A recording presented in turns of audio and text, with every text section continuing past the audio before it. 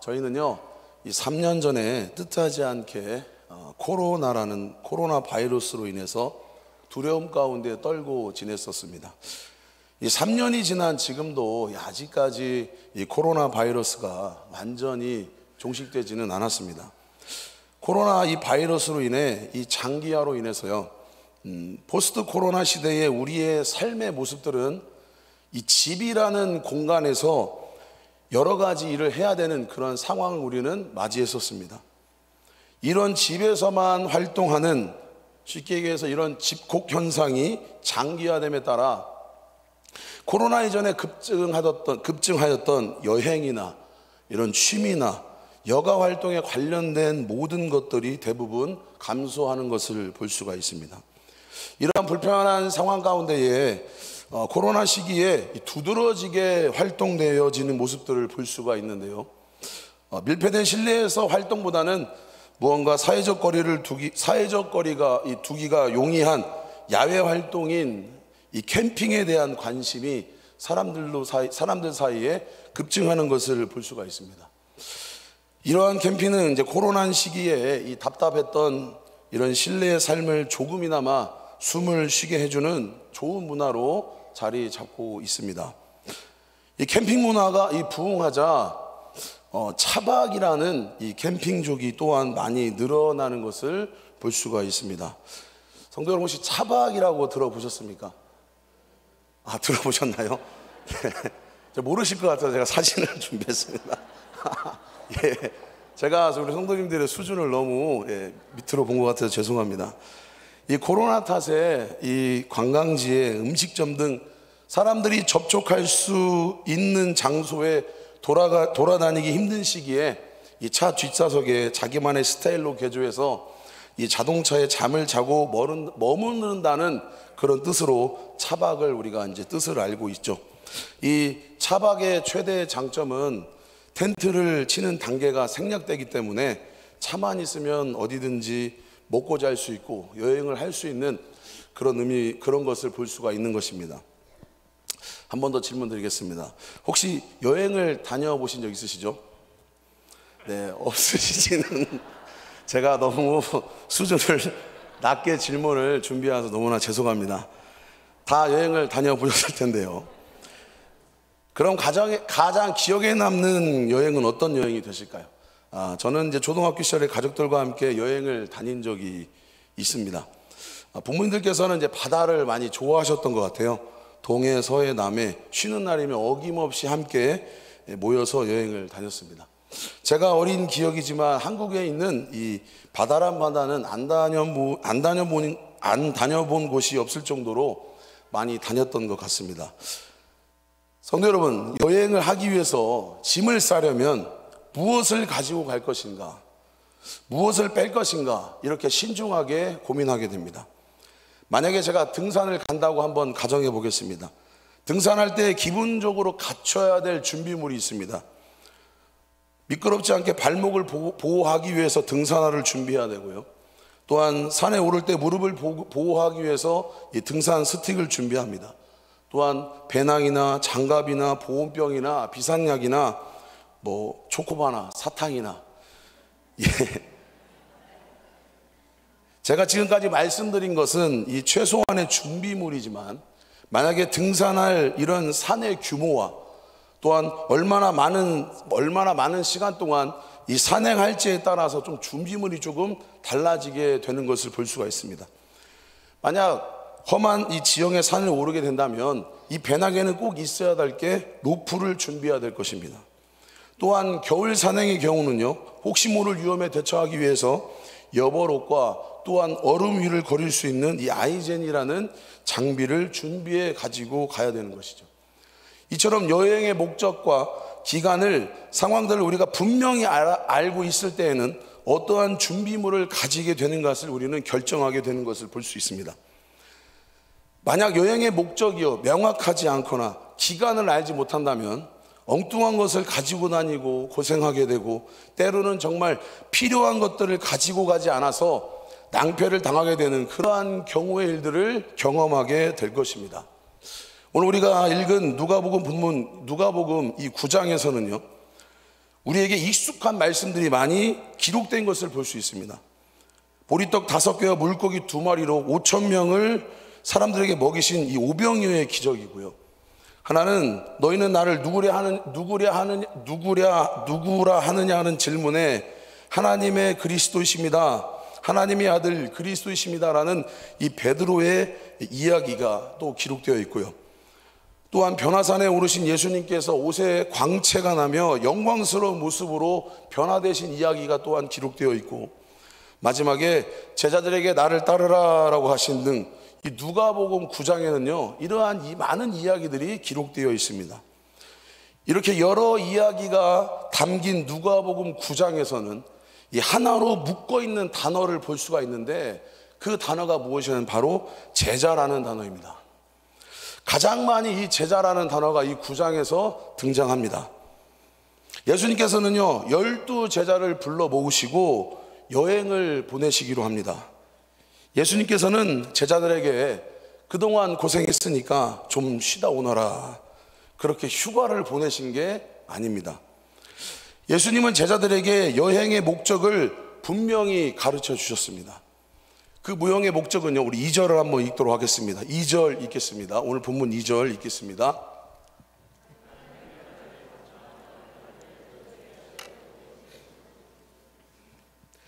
예수님께서는요 제자들에게 여행을 보내신 목적은요 하나님 나라를 전파하며 앓는 자를 고치게 하려고 그들을 떠나 보내신 것이었습니다.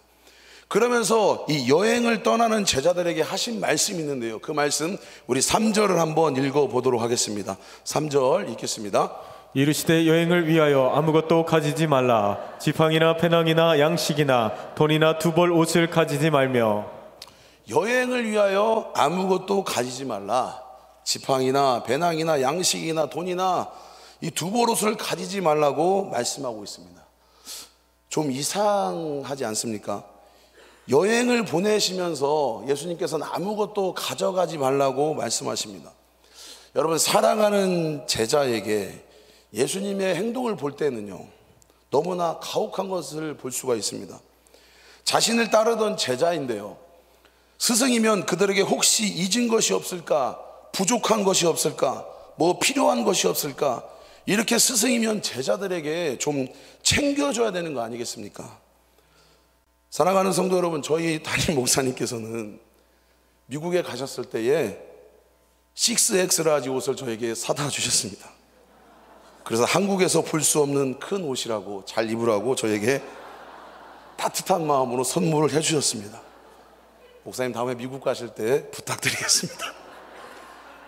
아마 저도 이 당시에 만약에 예수님이었다면 여행하는 제자들에게 두둑하게 돈도 좀 챙겨주고, 몰래 베드로에게 비상금도 좀 찔러주고, 여보옷도 좀 사주고, 오히려 더 챙겨가라고 이렇게 이야기했을 텐데, 그렇게 가져가야 할 여행인데 마음이 편하고 그렇게 많이 챙겨가면 마음이 편하고 즐거운 여행이 되며 그 제자들 가운데 인생 여행이 될 텐데, 예수님께서는 냉정하게 제자들에게요 아무것도 가져가지 말라고 말씀하시는 것입니다. 이 제자들의 입장을 좀 더 예수님께서 제자들의 입장을 좀 더 생각하셨다면 좀 불필요하더라도 좀 번거롭더라도 더 많이 가져가라, 더 많이 챙겨가라고 말씀해야 되는 거 아닐까요? 죄송합니다. 실제로 이스라엘 백성들이요 출애굽하여서 40년 동안 광야에 살 때에 그들이 옷이 낡아지지 않았고 그들의 신이 헤어지지 않았던 그 기적을 이스라엘 백성들은 체험했습니다. 뿐만 아니라 이스라엘 백성들은요 하나님의 은혜로 말미암아 날마다 공급해 주시는 만나와 메추라기로 하나님이 그 은혜를 허락하셔서 그들은요 40년 동안 그 은혜를 공급받으며 체험했던 그런 기적의 은혜를 누린 것이 바로 이스라엘 백성들입니다. 그래서 이런 일들 때문에 예수님께서는 제자들에게 아무것도 가지지 마라, 내가 내 조상들이 그렇게 했던 것처럼 필요한 모든 것들을 내가 공급해 줄게 말씀하시는 것도 아니었습니다. 이렇게 이야기하면 그나마 다행일 것인데요, 우리 또 한번 4절 한번 읽어보겠습니다. 4절 한번 읽겠습니다. 어느 집에 들어가든지 거기서 머물다가 거기서 떠나라. 어느 집에 들어가든지 거기서 머무라고 말씀하시는 걸 보면 거할 집이 뭔가 머무를 집이 미리 준비해 놓으신 것처럼 우리는 생각할 수도 있습니다. 하지만 예수님께서는 제자들에게 아무것도 준비하지 말라는 그런 말씀하시는 이유는 이것도 아닙니다. 5절에 그 이유를 말씀하고 있는데 5절을 한번 읽어보도록 하겠습니다. 누구든지 너희를 영접하지 아니하거든 그 성에서 떠날 때 너희 발에서 먼지를 떨어버려 그들에게 증거를 삼으라 하시니. 누구든지 너희를 영접하지 아니하거든 이렇게 말씀하셨어요. 그러니까 이 말씀은 들어가는 집마다 너희를 환대할 거야, 모든 것이 다 준비되었어라고 그렇게 말씀하신 게 아니죠. 어느 집에 들어갔을 때에 너희를 영접하지 않는 집도 있을 거야, 그런 이야기죠. 영접하지 않으면 쫓겨날 수도 있다라는 그런 의미를 담기고 있습니다. 그렇다면 어느 집에 들어가든지 제자들이 여행에 필요한 것을 다 공급해 주시겠다, 보장해 주시겠다라는 그런 내용도 아니라는 것입니다. 그냥 무작정 제자들에게 떠나라고 말씀하시는 것입니다. 여기까지 보면 이렇게 아무것도 주시지 않고 무언가 등 떠밀려 보내시는 그런 예수님, 너무 야박한 예수님이라고 생각할 수도 있으실 것 같습니다. 그러나 예수님께서는 제자들을 보내시면서 아무것도 안 주신 게 아니죠. 실은요, 주셨습니다.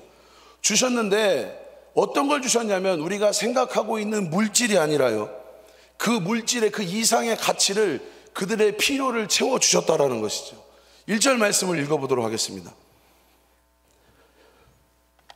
예수께서 12 제자를 불러 모으사 모든 귀신을 제어하며 병을 고치는 능력과 권위를 주시고. 아멘. 모든 귀신을 제어하며 병을 고치시는 능력과 권위를 주셨다는 것입니다. 이것은요, 예수님께서 제자들에게 이 모든 능력과 권위를 이미 주셨다라는 것입니다. 그러면 제자들이 여행을 위해 필요했던 준비물은요, 지팡이나 배낭이나 양식이나 돈이나 두벌 옷이 아니라 능력과 권위라는 거였습니다. 여러분, 여기서 말하는 능력과 이 권위는 하나님께서 주신 것입니다. 우리가 아무것도 아닌 것처럼 보일지 모르겠지만 하나님께서는 그분의 능력과 권위를 우리에게 주셨다는 것입니다. 그래서 그 능력과 권위가 우리에게 임하였기 때문에 그래서 마귀는 우리를 함부로 공격할 수 없다라는 것이죠. 그래서 마귀는 우리를 함부로 짓밟을 수 없다라는 것입니다. 여러분, 힘센 골리앗, 힘은 골리앗이 세지만 이 골리앗은요, 다윗을 이기지 못합니다. 왜 그럴까요? 다윗은요, 하나님께서 주신 능력과 권위를 가지고 있었기 때문인 것입니다. 골리앗은 아무리 칼을 휘두르지만 이 다윗은요, 콩알만한 돌을 가지고 골리앗을 제압합니다. 왜 그러겠습니까? 이것이 하나님께서 주신 능력과 권위라는 것입니다.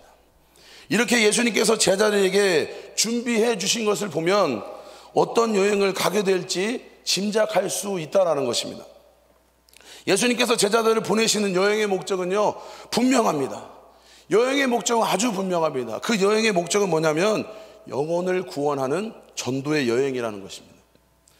사랑하는 성도 여러분, 이러한 전도 여행은요, 이 제자들에게만 말씀하지 않으셨습니다.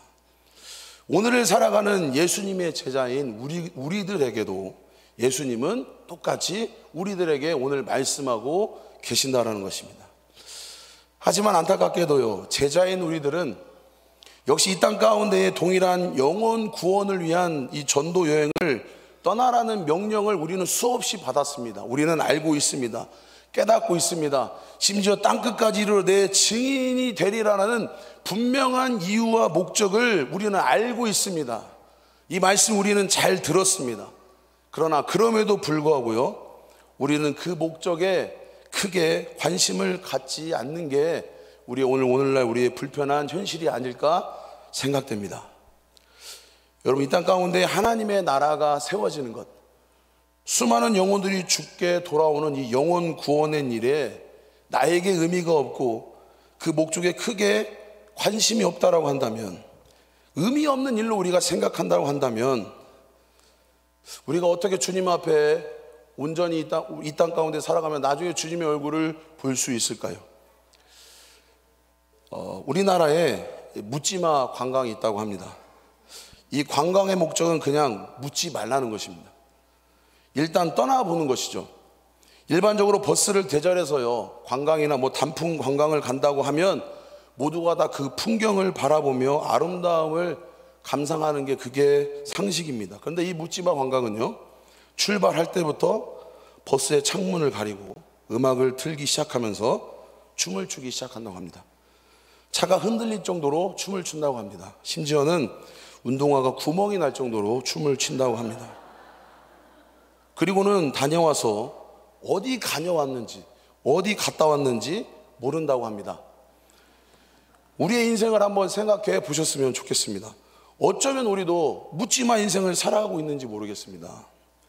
인생의 목적을 알지 못한 채, 또 관심 갖지도 않은 채, 그것 때문에 정작 우리가 무엇을 해야 되며 무엇을 준비해야 될지 모르고 살아간다면 이 또한 안타까운 인생이 어디 있을까요? 그러다 보니까요, 이러한 인생의 목적과 이유를 우리가 온전히 알지 못하니까 정작 엉뚱한 것을 준비하고 엉뚱한 것에 시간과 우리의 에너지를 낭비할 낭비하는 것을 많이 볼 수가 있다는 것입니다. 아까 제가 등산을 얘기했던 것처럼 어떤 지팡이를 들고 가야지, 어떤 등산화가 좋은지, 어떤 옷을 입고 가야 되는지, 돈은 넉넉하게 챙겼는지, 한 번도 입지 않은 옷을 더 챙기느라 정작 우리가 떠나야 할 그런 여행에 대해서는 생각할 틈도 주지 않다라는 것입니다. 하지만 주님께서는요, 마지막 심판대에 우리들의 이 인생의 여행이 어떠했는지 물어보시겠다라고 말씀하십니다. 요한계시록 20장 11절에서 15절 다 같이 읽겠습니다. 또 내가 크고 흰 보좌와 그 위에 앉으신 이를 보니 땅과 하늘이 그 앞에서 피하여 한데 없더라. 또 내가 보니 죽은 자들이 큰 자나 작은 자나 그 보좌 앞에 서 있는데 책들이 펴 있고 또 다른 책이 펴졌으니 곧 생명책이라. 죽은 자들이 자기 행위를 따라 책들에 기록된 대로 심판을 받으니 바다가 그 가운데서 죽은 자들을 내주고 또 사망과 음부도 그 가운데서 죽은 자들을 내주매 각 사람이 자기의 행위대로 심판을 받고 사망과 음부도 불못에 던져지니 이것은 둘째 사망 곧 불못이라. 누구든지 생명책에 기록되지 못한 자는 불못에 던져지더라. 사랑하는 성도 여러분, 명심하셨으면 좋겠습니다. 우리의 신앙의 여정은요, 묻지마 여행이 아닙니다. 우리의 신앙의 여정은 오직 주를 위해 살고 주를 위해 죽는, 오직 예수만을 위해 사는 것을 잊지 않으시기 바랍니다. 그렇다면 제자들에게 정말 필요한 것이 무엇일까요? 그것은 믿음이라는 것입니다. 모든 귀신을 제어하며 병을 고치는 능력과 권위를 이미 받았다는 그런 사실의 믿음이 필요하다라는 것입니다. 이 준비물은요, 예수님께서 이미 다 챙겨주셨습니다. 이미 다 주셨습니다. 그렇다면 이제 모든 준비는 끝난 것이죠. 그리고 그것을 주신 것을 믿고 우리는 전도 여행을 출발하면 되는 것입니다. 하지만 이 제자인 우리의 경우를 보면 인간의 생각으로 아직까지 무언가 부족한 것 같아서 혹시 빼놓은 게 없지 않은가, 그런 마음에 불안한 가운데에 뭐라도 더 챙겨 넣어야지, 뭐라도 더 넣어야 되지라는 그런 불안한 가운데에 출발을 미루는 모습을 보게 됩니다. 오늘 말씀을 본다면 전도의 준비는 이미 다 끝났습니다. 이제는요, 여행을 출발하면 되는 것입니다. 제자들을 불러 모으신 이유가 있습니다. 하나님 나라를 전파하며 앉는 자들을 고치기 위해서 모이게 하셨고요, 이것이 분명한 여행의 목적이 된다라는 것이죠. 교회도 마찬가지입니다. 교회는 흩어지기 위해서 모이는 것입니다. 파송하기 위해서 교회는 모이는 것입니다. 그런데 교회는 훈련만 시키고 파송하지 않죠. 모이기는 하지만 흩어지지는 않습니다. 이것이 교회가 죽게 되는 길이라고 볼 수 있는 것이죠. 그러나 우리 한밭제일 교회는요, 모이는 것뿐만 아니라 흩어지는 교회인 줄 믿습니다. 사랑하는 성도 여러분, 살아있는 교회는요, ht어지기 위해서 모이는 교회입니다. 모이는 것으로 우리는 끝나지 않아야 되는 것이죠. 주님은 우리를 교회로 부르시고 교회로 우리를 모이게 하셨고, 거기서 끝난 게 아니라 우리를 보내시기 위해서 우리를 모으신 것을 우리는 잊지 않으셨으면 좋겠습니다. 하지만 모든 것이 끝나버리면 우리가 많이 모였다는 것으로 만족하고 있다면 아직 여행을 출발하지 않는 것입니다. 생각해 보십시오. 가득 준비물을 채워놓고요, 배낭을 다 메고 있는데 정작 여행을 출발하지 않는 그러한 모습들이 굉장히 이상한 것이죠. 이 땅을 고치라고 하나님의 나라를 선포하라고 예수님은 우리를 부르셨습니다. 그렇게 제자로 부르셨죠. 그럼 우리가 주님의 제자라면 우리에게 이미 모든 귀신을 제어하고 병을 고치는 능력과 권위를 받았다는 사실을 믿고 우리는 나가야 된다는 것이죠. 하나님 나라의 복음을 선포하기 위해서 우리는 나가셔야 된다는 것입니다. 그래서 하나님 나라를 선포하고 앓는 자들을 고치는 삶을 우리는 이 삶 가운데 살아가야 된다는 것이죠. 그래서 우리가 모였으면 떠나야 하는 그런 신앙의 여정을 살아야 되는 게 우리의 인생이고요, 우리의 여행의 목적이 돼야 된다는 것입니다. 예수님께서 공생애를 시작하시면서 세례 요한이 선포했던 말씀 그대로 선포하셨습니다. 회개하라, 천국이 가까이 왔다. 그런데요, 세상은요 이 말씀을 듣지 못합니다. 하나님 나라가 가까워 있는지 알지 못해요. 왜? 전하는 자가 없기 때문에. 혹시 들었다 한들 흥청망청 세상의 쾌락에 취해 살아가고 있는 게 오늘날의 세상의 모습인 것입니다. 그래서 예수님께서는 우리에게 그들을 향해 복음을 전하라, 복음을 선포하라 라고 명령하시는 것입니다. 그런데 예수님의 제자는요, 제자인 우리는 어떨까요?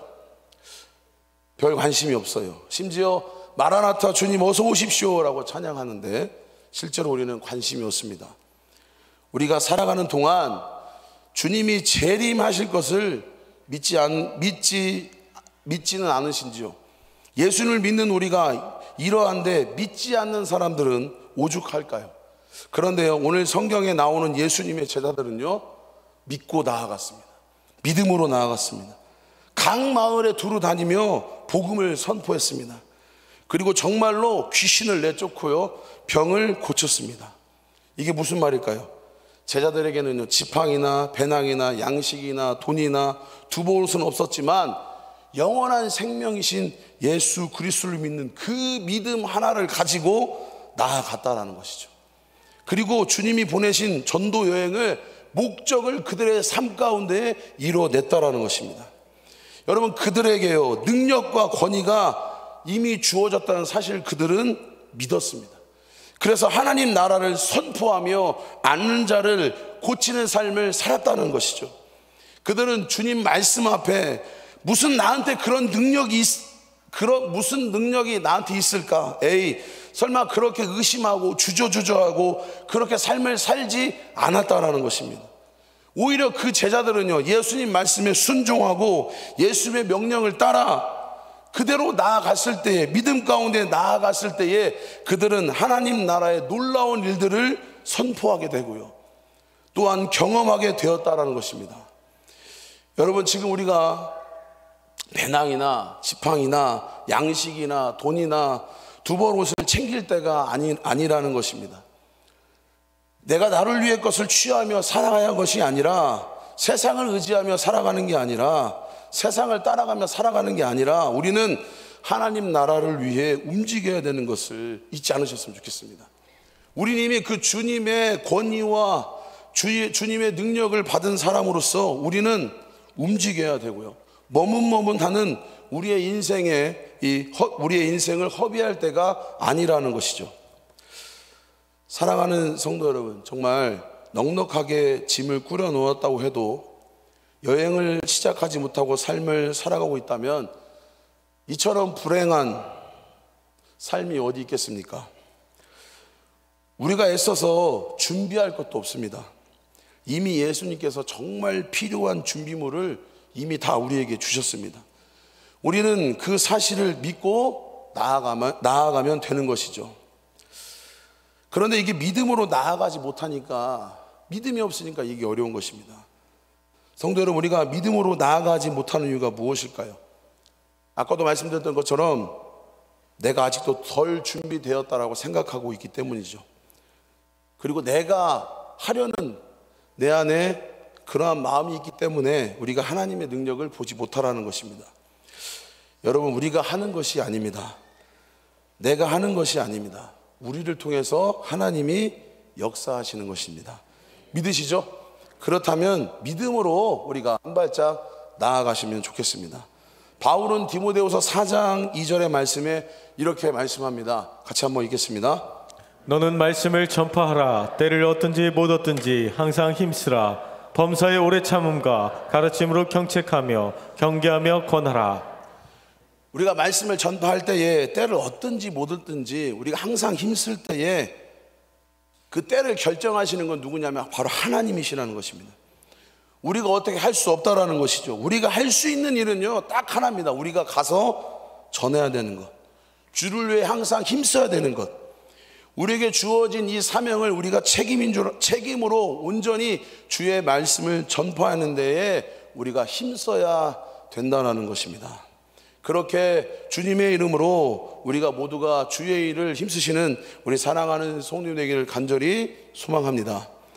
또한 바울은요 전도 여행이 영적 정죄임을 알았기 때문에 그가 그래서 그들에게 나가서 싸워야 할 대상이 누구인지도 알고 있었습니다.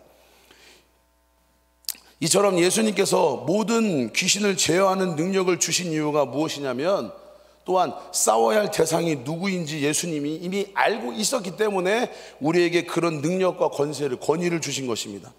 그래서 사도 바울은요 에베소 6장 11절 13절에 이렇게 이야기합니다. 같이 읽겠습니다.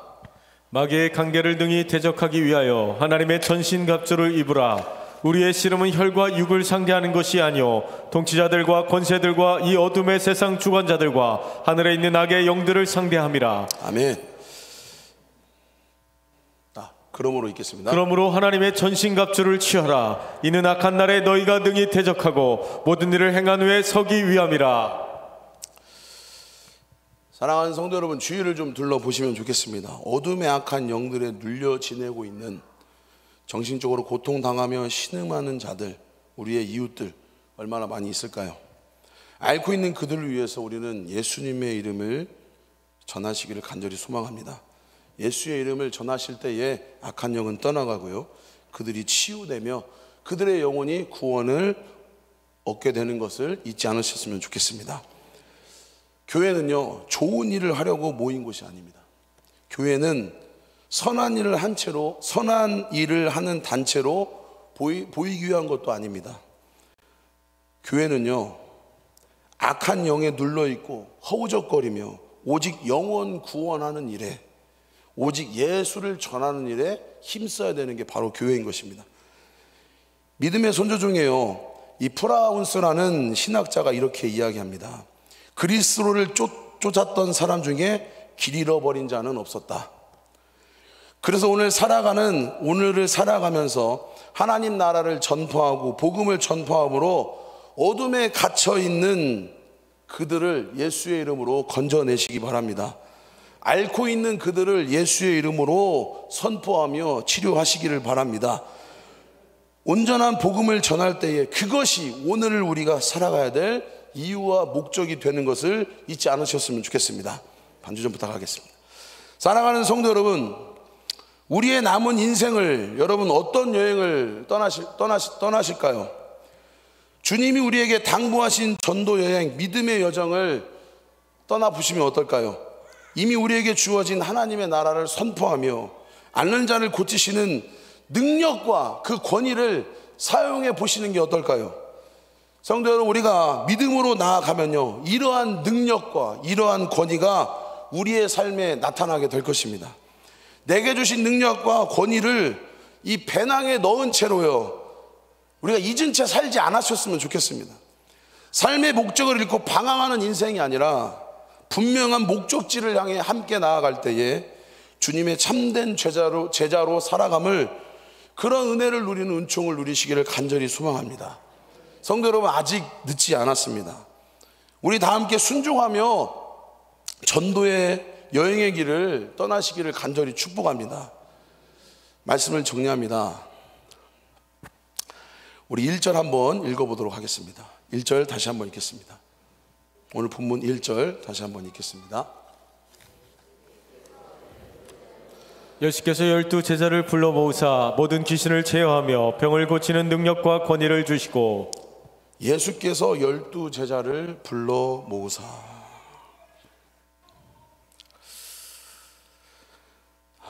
사랑하는 성도 여러분들, 예수님께서는요 제자를 부르셨습니다.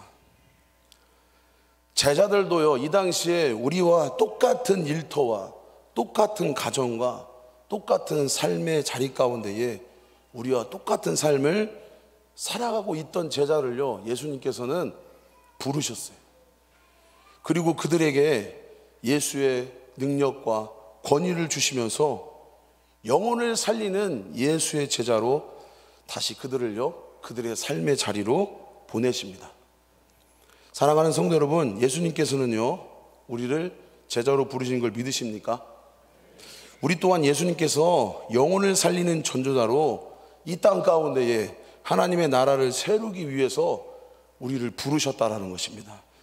그리고 이제는 우리는 우리의 삶의 터전으로요 예수님의 제자처럼 영혼을 구원하기 위해서 우리를 보내신다라는 것입니다. 여러분들의 가정, 또한 여러분들의 삶의 일터, 직장, 어쩌면 주님이 보내신 그곳이 하루를 살아가기에는요 버티고 힘든 수준일지는 모르겠지만 주님은 그곳을 저주의 자리가 아닌 영혼을 살리는 선한 자리로, 그 축복의 자리로 우리를 보내셨다는 것을 잊지 않으셨으면 좋겠습니다. 주님의 부르심을 우리가 다시 잊지 않기를 바랍니다. 생명을 모르는 자에게 생명을 전할 수 있는 도구로 온전히 쓰임받기를 간절히 소망합니다. 우리가 복음을 전하는 예수의 도구로 사용될 때에 7절 말씀에 헤롯 왕이 심히 당황한다라고 이야기합니다. 이것은 우리가 제대로 된 예수의 제자로 살아갈 때예요 세상은 우리를 보고 벌벌 떤다라는 것이죠. 악한 사단의 영은 우리를 보고 덜덜 떤다라는 의미입니다. 그래서 사단은요 우리의 역사가 우리의 그 권위 앞에 굴복한다라는 것이죠. 그래서 우리를 통해 하나님의 정의와 하나님의 공의와 예수의 생명이 흘러가 세상에 비치고 소망되는 그 소망의 생명을 전달하는 사랑하는 성도 되기를 간절히 소망합니다. 아멘. 이 시간 우리 같이 한번 기도하기를 원하는데요, 이 시간 한번 기도하실 때에 하나님, 나에게 부르신 이유와 목적을 분명히 알게 하여 주시옵소서. 하나님, 나에게 삶의 자리로 주님을 전하는 복음의 증거자로 나를 부르셨습니다. 그리고 나를 다시 보내셨습니다. 그곳 가운데 내가 주의 생명을 전하는 자가 되게 하여 주십시오. 나에게 예수의 생명과 예수의 능력과 예수와 권위가 있음을 믿음으로 온전히 알게 하셨으니 그 믿음으로 담대히 전하는 복음의 증거자가 되게 하여 주시옵소서. 우리 다 같이 주여 삼창하며 기도하시겠습니다.